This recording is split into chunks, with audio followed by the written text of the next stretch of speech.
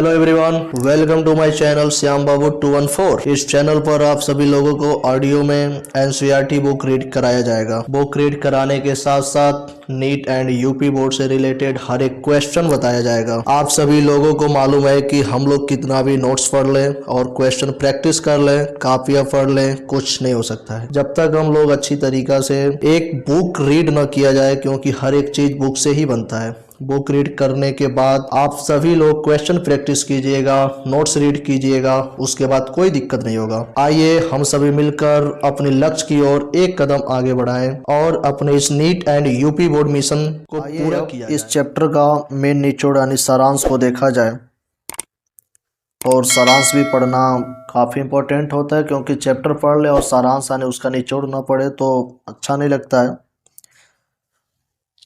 आइए उसके निचोड़ को देखा जाए। इस चैप्टर का मेन निचोड़ क्या है, इस चैप्टर कहना क्या चाहता था, समझाया क्या, आइए अब उसके बारे में देखते हैं।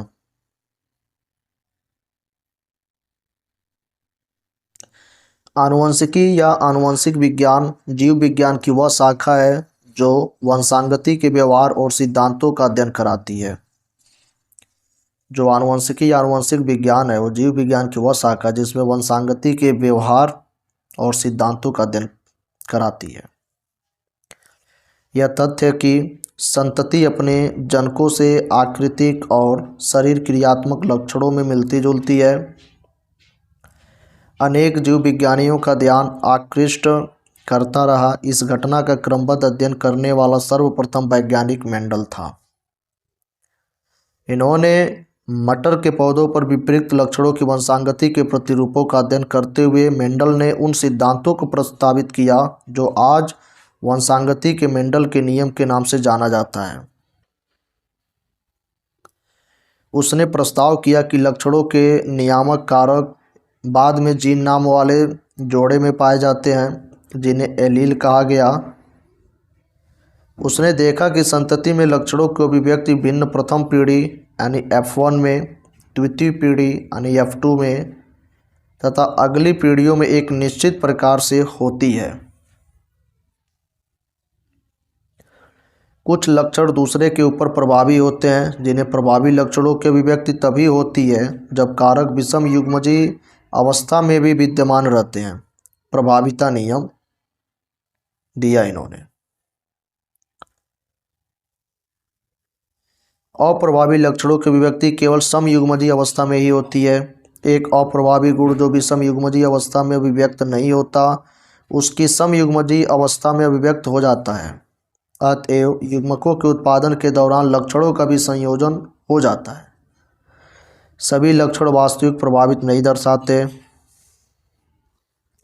कुछ लक्षण अपूर्ण प्रभाविता तथा कुछ सप्रभाविता दिखलाते हैं।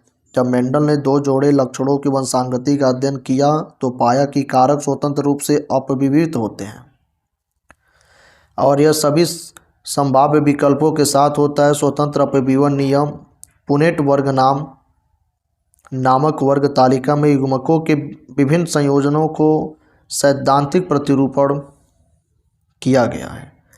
क्रोमोसोम में स्थित कारक अब जीन जो लक्षणों का नियामन करते हैं जीनोटाइप कहे जाते हैं और शारीरिक रूप से व्यक्त लक्षणों को फिनोटाइप कहा जाता है।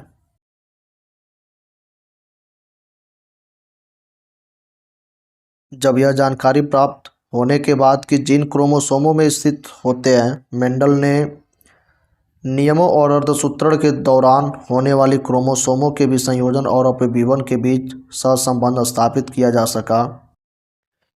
मेंडल नियमों को विस्तार देकर वंशांगति का क्रोमोसोमवाद कहा जाने लगा। बाद में पता चला कि यदि जीन एक ही क्रोमोसोम में स्थित हो तो मेंडल का स्वतंत्र अपविवन नियम लागू नहीं होता है।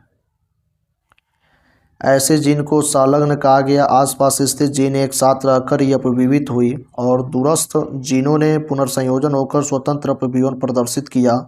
संलग्नता मानचित्र क्रोमोसोम मैप वास्तव में एक ही क्रोमोसोम में स्थित जीनों के विन्यास से संबंध होते हैं।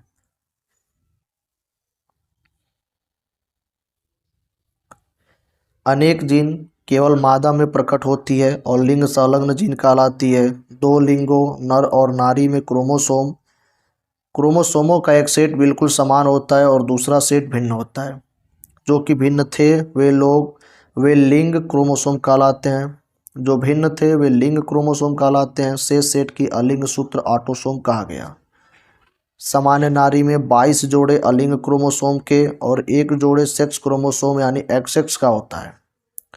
नर में अलिंग सूत्र के 22 जोड़े तो होती हैं, एक जोड़ा लिंग सूत्रों का XY भी होता है। नर कुक्कुट में लिंग सूत्र ZZ तथा मादा में ZW होते हैं।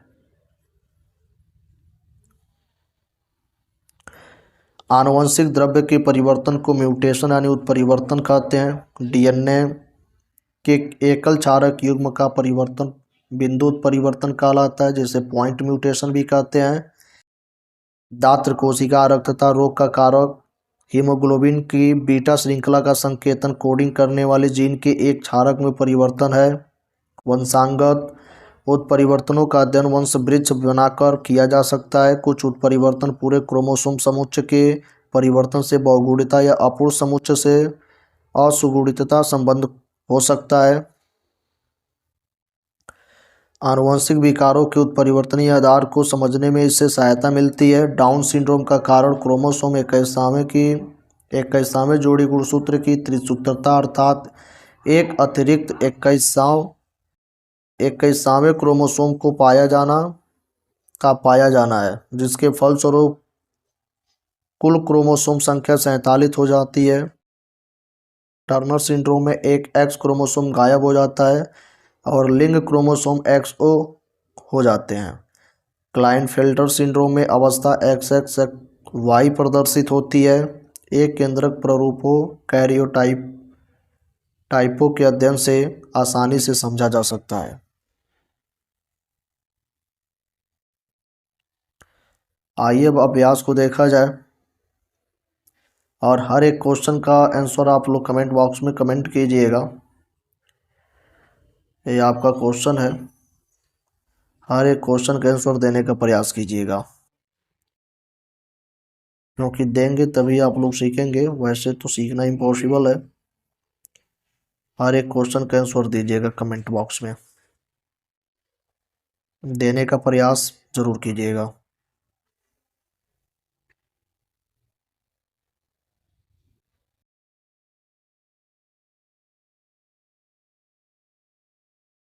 आप लोग क्वेश्चन का आंसर जरूर दीजिएगा, क्योंकि क्वेश्चन ही करेंगे तो बाद में समझ में आएगा कि चैप्टर कितना समझ में आया और कितना नहीं आया। जब तक आप लोग क्वेश्चन प्रैक्टिस नहीं करेंगे तब तक चैप्टर समझ में नहीं आएगा। पहले चैप्टर को पढ़िए और क्वेश्चन का आंसर दीजिए।